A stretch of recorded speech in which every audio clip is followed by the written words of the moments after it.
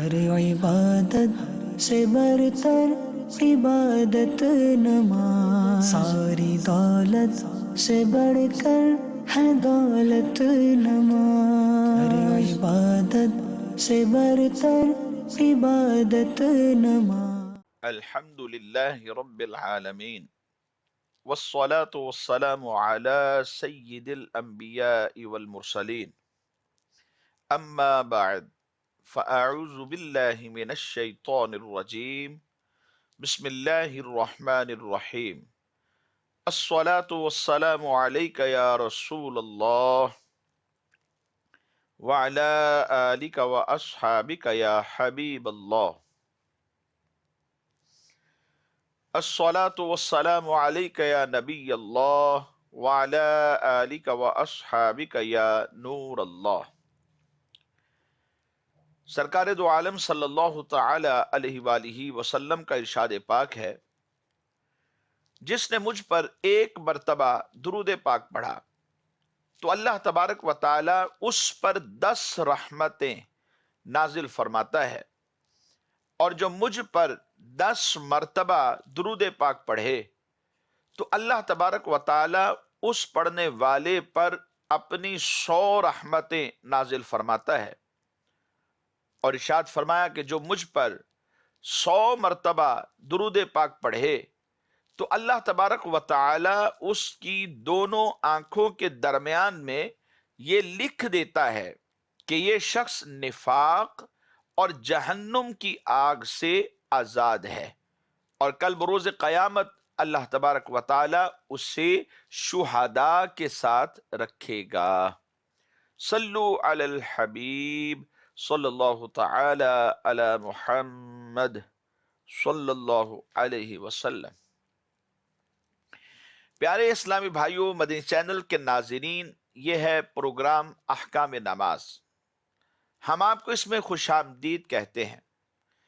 اس programme میں آپ سماعت فرماتے ہیں سب سے پہلے فضائل پر کچھ مختصر گفتگو، اور اس کے بعد چند ایک احکام نماز کو ہم شامل سلسلہ کرتے ہیں، اور تیسرے نمبر پر چند ایک ریکارڈڈ سوالات کو بھی شامل سلسلہ کرتے ہیں۔ تو حصول ثواب کی خاطر بیان سننے سے پہلے اچھی اچھی نیتیں بھی فرما لیجئے کہ فرمان مصطفیٰ صلی اللہ تعالی علیہ وآلہ وسلم ہے، نیت المؤمن خیر من عملہ، مومن کی نیت اس کے عمل سے بہتر ہے۔ مدنی چینل کے ناظرین، ہر مسلمان عاقل بالغ غیر مریض مرد پر، یعنی ایسا عاقل بالغ مسلمان کہ جو مریض نہ ہو، اس مرد مسلمان پر محلے کی اس مسجد کی جماعت واجب ہے جس میں بغیر اسپیکر کے اذان دی جائے اور شور و غل وغیرہ بھی نہ ہو۔ تو اس صورت میں جہاں تک آواز پہنچتی ہو، اس مسجد کی جو پہلی جماعت ہوتی ہے جسے ہم جماعت مستحبہ کہتے ہیں، اس جماعت کے ساتھ نماز پڑھنا ہر مسلمان عاقل بالغ مرد کے اوپر لازم ہے، اور بغیر کسی عذر کے اس جماعت کو ترک کر دینا، وہ جو جماعت مستحبہ ہے، یعنی ایسی مسجد کی جس کی تعریف بیان کی گئی، بغیر کسی عذر کے اس مسجد کی جماعت کو چھوڑ دینا، ترک کر دینا، یہ ناجائز اور گناہ کا عمل ہے، اور ایسے شخص کے لیے احادیث کریمہ کے اندر سخت وعیدات کو بیان کیا گیا ہے۔ امام اہل سنت سید اعلی حضرت رحمت اللہ تعالی علیہ، آپ نے اس حوالے سے لکھا کہ 5 وقت کی نماز مسجد میں جماعت کے ساتھ واجب ہے، ایک وقت کا بھی بلا عذر ترک کر دینا یعنی چھوڑ دینا، فرمایا کہ یہ گناہ ہے۔ اور یہ جو بعض کتابوں میں لکھا ہوا ملتا ہے کہ جماعت کے ساتھ نماز پڑھنا یہ سنت ہے، اس سے مراد علماء نے بیان فرمائی کہ وہ یہ ہے کہ اس کا وجوب جو ہے وہ سنت یعنی حدیث پاک سے ثابت ہے۔ अल्लामा इब्न आबिदीन शामी रहमतुल्लाह ताला अलैह ने इस बात को बितस्री अपने फतावा के अंदर बयान फरमाया कि अल जमाअतु वाजिबतुन व सुन्नतुन लिवुजूबिहा बिसुन्ना, कि जमात वो तो वाजिब है और इसको सुन्नत फरमाया इसलिए कहा जाता है कि इसका जो वजूब है वो सुन्नत यानी हदीस मुबारक से साबित है। हदीस पाक में बाजमात नमाज अदा करने का हुक्म दिया गया। चुनांचे एक हदीस मुबारक है जो हजरत अबुल अहवस रदी अल्लाह ताला अन्हु से मरवी है। आप कहते हैं कि हजरत अब्दुल्ला रदी अल्लाह ताला अन्हु ने यह बात इरशाद फरमाई। आप कहते हैं लक़द रअयतुना वमा यतखल्लफु अनिस सलाति इल्ला मुनाफिक क़द उलिमा निफाक़ुहु औ मरीज़ुन। आप फरमाते हैं कि तहकीक से यह बात साबित है कि हम देखते हैं जमात से पीछे नहीं रहता मगर वो शख्स के जो मुनाफिक हो, ऐसा मुनाफिक कि जिसका निफाक बिल्कुल वाज़े होता है। या फिर जमात से जो पीछे रहने वाला शख्स है वो दूसरा वो शख्स हो सकता है कि जो बीमार शख्स हो, यानी मरीज है, वो मस्जिद में जमात के साथ नमाज पढ़ने के लिए पहुंच ही नहीं सकता। अगर बीमार दो आदमियों के कंधों का सहारा लेकर चल सकता है तो फरमाया वो भी नमाज के लिए आएगा। और हजरत अब्दुल्ला रज़ी अल्लाह ताला ने फरमाया कि बेशक अल्लाह के नबी सल्लल्लाहु ताला अलैहि वसल्लम ने हमें सुनने हुदा सिखाई हैं। आप फरमाते हैं इन्ना रसूल अल्लाह सल्लल्लाहु अलैहि वसल्लम अल्लमना सुननल हुदा व इन्न मिन सुननिल हुदा अस्सला फिल मस्जिद अल्लज़ी युअज़्ज़नु फीही, कि अल्लाह के नबी सल्लल्लाहु अलैहि वसल्लम ने हमें सुनने हुदा सिखाई और बेशक सुनने हुदा में से ये भी है कि एक शख्स, एक आदमी, एक मर्द उस मस्जिद में बाजमात नमाज अदा करे जिसमें आजान दी जाती है। और मदनी चैनल के नाज़रीन, बिला उज़्र जमात तर्क करने वाला ये शख्स गुनाहगार है, सख्त वईदात का मुस्तहिक भी होता है। इस हवाले से सुनने अबू दाऊद शरीफ इस किताब के अंदर और कसीर मुहद्दिसीन ने अपनी किताबों में इस हदीस मुबारक को जिक्र किया। वो हदीस मुबारक हजरत सैयदना अबू हुरैरा रदियल्लाहु ताला अन्हु से मरवी है।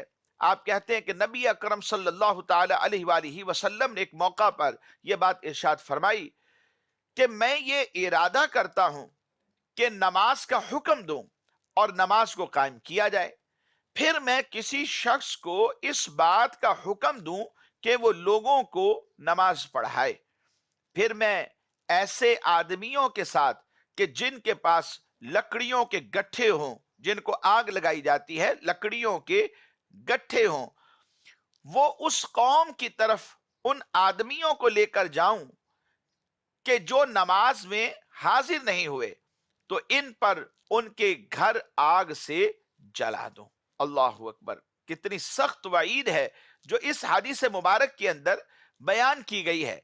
और हम सबको चाहिए कि इस वईद से अपनी जात को हम बचाएं, अपनी जात को हम महफूज रखें, ताकि कहीं ऐसा ना हो कि नमाज ना पढ़ने की वजह से और नमाज को जमात के साथ अदा ना करने की वजह से जो वईदात अहादीस मुबारका के अंदर बयान की गई हैं, कहीं हम भी उसके मुस्तहिक न ठहर जाएं। और मदनी चैनल के नाज़रीन, और ये जो कहा गया कि जहां तक अजान की आवाज पहुंचती है वहां तक के लोगों पर जमात में हाजिर होना यह जरूरी है। यह बात कहां से साबित है?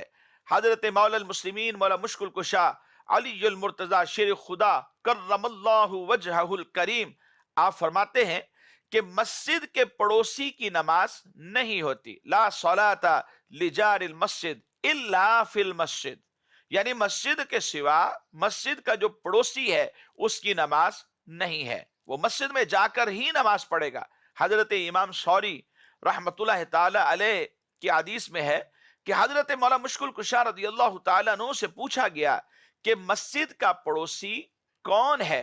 इरशाद फरमाया जो अजान की आवाज को सुनता है उसे मस्जिद का पड़ोसी कहा जाता है। यानी जिसके घर तक अजान की आवाज पहुंच जाती है। और ये जो कॉन्सेप्ट है कि आवाज अजान की पहुंचे, इससे मुराद क्या है? स्पीकर के जरिए से या बगैर लाउड स्पीकर के जरिए से अजान दी जाए, जैसे मस्जिद के मीनारे पर या मस्जिद की छत पर फिनाए मस्जिद में अजान दी जाए, क्या वो मुराद है? मुफस्सिर शहीर हाकिम उल उम्मत मुफ्ती अहमद यार खान नाइमी अलैहि रहमतुल्लाह अलवाली इस हदीस मुबारक की शरह के अंदर आप लिखते हैं, फरमाया जहां तक अजान की आवाज पहुंचे वहां तक के लोगों को मस्जिद में आना ये जरूरी है। वो दूर के लोग जहां अजान की आवाज ना पहुंचती हो, उनके लिए मस्जिद में आना फिर भी बेहतर है। यानी अगरचे वाजिब व लाजिम तो नहीं, लेकिन बेहतर फिर भी यही है कि वो मस्जिद में पहुंचे, लेकिन उनके लिए इतनी सख्ती नहीं है। और फिर इसके बाद हजरत मुफ्ती अहमद यार खान नाइमी अलैहि रहमतुल्लाह अलवाली फरमाते हैं कि ये जो हदीस मुबारक है, ला सलात ली जारिल मस्जिद इल्ला फिल मस्जिद, इसका मतलब भी यही है कि अजान की आवाज यहां पर पहुंचने से मुराद आज कल के लाउड स्पीकर की आवाज नहीं है। फरमाया ये तो दूर दूर तक, दो दो मील मील तक ये सुनी जाती है। तो यहां से ये पता चला कि लाउड स्पीकर वाली आवाज यहां मुराद नहीं। जो मीनारे पर मस्जिद में बगैर स्पीकर के अजान दी जाती है, उस अजान में जबकि शोर गुल ना हो, आवाज ऊंची है, आवाज बुलंद है, तो आमतौर पे जितने घरों तक ये आवाज पहुंचती है, उन घरों तक के अफराद पर जो कि मुसलमान आकिल बालिग मर्द हैं और मरीज नहीं है, जो करीब है मस्जिद महल्ला जिसको कहते हैं, उसकी जो जमात मुस्तहब्बा है, यानी पहली जमात जिसके लिए इमाम को मुअय्यन किया जाता है और वो नमाज पढ़ाता है, उस जमात में शामिल होना ये वाजिब है। मदनी चैनल के नाज़रीन, आइए आज के सिलसिले में चंद एक अहकाम नमाज को भी हम शामिल करते हैं। पहला जो सवाल आज के सिलसिले में हम शामिल करने जा रहे हैं, इस सवाल का जो ताल्लुक है या इस मसाले का जो ताल्लुक है वो मुसाफिर की नमाज से है कि इमाम साहब शरई मुसाफिर थे, जिसकी वजह से उन्होंने 4 रकत वाली नमाज में कसर करनी थी, यानी 4 को 2 पढ़ना था। 1 रकत हो चुकी थी। इस दौरान एक मुकीम शख्स आया, यानी जिसने 4 रकत नमाज पढ़नी थी। मिसाल के तौर पे जोहर की नमाज थी, इमाम साहब ने 2 रकत पढ़नी थी। चूंकि ये मुसाफिर शरई थे और मुकीम शख्स ने 4 रकत पढ़नी थी, उसने आकर इक्तिदा की इमाम साहब की उस वक्त के जब इमाम साहब 1 रकत पढ़ चुके हैं। फिर इमाम साहब के साथ 1 रकत पढ़कर इसने कादा किया। कादा अखीरा इमाम साहब का था। इमाम साहब ने सलाम फेर दिया। उनके सलाम फेरने के बाद जब ये अपनी बकिया रकातें अदा करेगा तो उसका तरीका कार क्या होगा? इस हवाले से उलमा ने अपनी किताबों में लिखा कि मुकीम मुक्तदी मुसाफिर इमाम के सलाम फेरने के बाद अपनी 1 रकत बगैर किरात के अदा करेगा। फिर उसके बाद अत्तहियात पढ़ेगा, यानी कादा फिर दोबारा करेगा। अत्तहियात पढ़ने के बाद फिर ये खड़ा होगा और मजीद 1 रकत, जो इसकी तीसरी रकत है, मजीद 1 रकत बगैर किरात के पढ़कर ये फिर कादा करेगा। ये इसका तीसरा कादा होगा, यानी बैठेगा, अत्तहियात पढ़ेगा। फिर इसके बाद चौथी रकत पढ़ेगा जो इसकी पहली इमाम के साथ रह गई थी। ये सना पढ़ेगा, तावुज़ और तस्मिया पढ़ेगा और सूरह फातिहा और साथ में कोई सूरत मिलाएगा। फिर रुकू और सजदा करने के बाद एक और कादा करेगा, यानी ये चौथा कादा होगा। गोया इसकी नमाज में 4 कादे हैं। चौथा कादा करने के बाद फिर ये अपनी नमाज को सलाम के साथ कंप्लीट कर लेगा। अच्छा, तफसील इसमें कुछ इस तरह है कि मुकीम मुक्तदी अगर मुसाफिर इमाम के पीछे 4 रकत वाली नमाज में सिर्फ 1 रकत पढ़े तो फिर ये इमाम के पीछे जब इक्तिदा करता है तो मुक्तदी की एक किस्म होती है लाहिक मसबूक। तो ये लाहिक मसबूक मुक्तदी कहलाता है। और लाहिक मसबूक मुक्तदी जो होता है, इसके लिए हुक्म यह है कि वो लाहिक होने के एतबार से पहले 2 रकातें बगैर किरात के अदा करे, जैसा कि गोया ये इमाम के पीछे है और इमाम की किरात जो है वो इसके लिए भी किफायत कर जाती है। यानी कयाम की हालत में ये कुछ भी नहीं पड़ेगा, क्योंकि इमाम साहब जब किरात करते हैं तो मुक्तदी के लिए भी इमाम की ही किरात होती है। तो इमाम के पीछे चूंकि किरात नहीं की जाती, तो अगली जो 2 रकातें हैं इनमें ये कयाम बगैर किरात के करेगा, यानी इतनी देर खड़ा रहेगा जितनी देर में सूरह फातिहा पढ़ी जाती है। इतनी देर खामोश रहने के बाद फिर ये रुकू सुजूद करेगा। फिर आखिर में मसबूक होने के एतबार से, चूंकि पहली रकत इसकी रह गई थी, तो 1 रकत ये सूरह फातिहा और कोई सूरत साथ मिलाकर ये पढ़ेगा। चूंकि इसकी ये रकत फोत हुई थी और दूसरी रकत में शरीक हुआ था, तो इसको फिर इस एतबार से अपनी इस नमाज में 4 कादे करने पड़ेंगे, यानी 4 मर्तबा या ताहियात में बैठेगा। और इसकी भी तफसील इस तरह है कि पहला कादा ये इमाम के साथ करेगा, क्योंकि इमाम साहब दूसरी रकत के बाद बैठे थे और ये दूसरी रकत में शामिल हुआ था और इमाम साहब के साथ इस कादे में शरीक हुआ। फिर इमाम साहब के सलाम फेरने के बाद 1 रकत बगैर किरात के करने के बाद लाहिक होने की हैसियत से, यानी लाहिक मुक्तदी होने की हैसियत से, शुफा मुकम्मल होने की वजह से दूसरा कादा करेगा। और फिर मजीद 1 रकत बिला किरात पढ़ने के बाद फिर तीसरा ये कादा करेगा, क्योंकि ये रकत अगरचे के इसकी तीसरी है मगर इमाम के हिसाब से तो चौथी बनती है, और फौत होने वाली रकात को इमाम की नमाज की तरतीब पर अदा करना ये लाहिक मुक्तदी के लिए लाजिम होता है। इसलिए इमाम के एतबार से चौथी रकत होने की वजह से ये तीसरा कादा करेगा और ये इसके 3 कादे हो जाएंगे। फिर आखिर में मसबूक की हैसियत से इमाम के साथ जो इसकी पहली रकत रह गई थी उसको ये सना, तावुज, तस्मिया, सूरह फातिहा और किसी सूरत के साथ अदा करेगा। आखिर में फिर ये कादा करेगा और आखिर का कादा करने के बाद ये चौथा कादा कहलाएगा, ये सलाम फेर कर अपनी नमाज को मुकम्मल कर लेगा। तो इस तरह ये मुकीम मुक्तदी जो मुसाफिर इमाम की 1 रकत मुकम्मल होने के बाद दूसरी रकत में शामिल हुआ, तो ये उसकी नमाज का तरीका है। तरीका कुछ तफसीली है, लेकिन इसको जब आप बार बार समात फरमाएंगे तो इंशाअल्लाह उम्मीद है ये आपके हाफिजे में महफूज हो जाएगा और फिर उसके मुताबिक जब आप अमल करना चाहेंगे तो जब इल्म आ जाएगा, दुरुस्त मसला हाफिजे में महफूज होगा। और कभी भी ऐसा मौका मिल जाए कि मुसाफिर इमाम के पीछे आपको नमाज पढ़नी पड़ जाए और आप मुकीम हो, तो ऐसी सूरत में आप सही तरीके से यानी दुरुस्त इस्लाम के तरीके के मुताबिक नमाज पढ़ने में कामयाब हो सकेंगे। तो मदनी चैनल के नाजरीन, मजीद एक और सवाल जो है वो शामिल करते हैं। इमाम साहब अगर शरई मुसाफिर हों और 4 रकत वाली नमाज की जमात करवाएं, मिसाल के तौर पे जोहर की जमात है और भूले से इमाम साहब ने 4 रकतें पढ़ा दी, कादा उला भी अदा किया था, मुक्तदियों में मुसाफिर शरई भी थे और मुकीम भी थे, यानी दोनों तरह के मुक्तदी थे। इमाम मुसाफिर और मुक्तदी मुकीम भी हैं और मुसाफिर भी हैं, दोनों तरह के अफराद इस जमात के अंदर शामिल थे। और गलती यह हुई कि इमाम साहब ने भूल कर 2 की जगह 4 पढ़ा दी, कादा उला भी किया, अखीरा भी किया, नमाज सलाम के साथ मुकम्मल की। तो ऐसी सूरत में जो पीछे मुक्तदी थे उनकी नमाजों का और इमाम की नमाज का स्टेटस क्या होगा?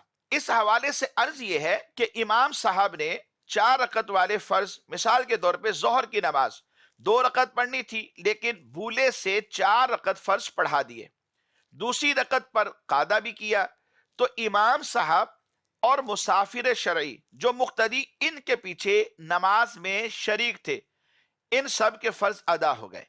लेकिन फर्ज के सलाम में ताखीर की वजह से, क्योंकि 2 रकत पढ़नी थी, 2 मजीद पढ़ी गई, तो ये जो 2 रकातें इन्होंने साथ मिलाई हैं وہ گویا کہ سلام میں تاخیر ہے، ان کے اوپر اس کی وجہ سے سجدہ صاحب لازم تھا، لیکن سجدہ صاحب چونکہ نہیں کیا، فرض ساکت ہو گئے، نماز واجب الاعادہ ہے، دوبارہ نماز یہ پڑھ لیں گے تو نماز کامل ہو جائے گی۔ اور اگر یہ سجدہ صاحب کر لیتے تو پھر ان کو دہرانے کی بھی حاجت پیش نہیں آتی۔ ہاں، مسافر امام کے پیچھے وہ مقتدی کے جو مقیم مقتدی ہیں، انہوں نے 4 رکعتیں پڑھنی تھی، ان کی نماز فاسد ہو گئی، اور اس کی وجہ یہ ہے کہ مسافر امام کی جو آخری 2 رکعتیں تھی وہ نفل تھی، اور فرض پڑھنے والے مقتدیوں کی نماز نفل پڑھنے والے کے پیچھے نہیں ہوتی، لہٰذا مقیم مقتدی اپنی نماز اس صورت کے اندر دوبارہ پڑھیں گے، ان کی نماز فاسد ہونے کی وجہ سے نہیں ہوئی۔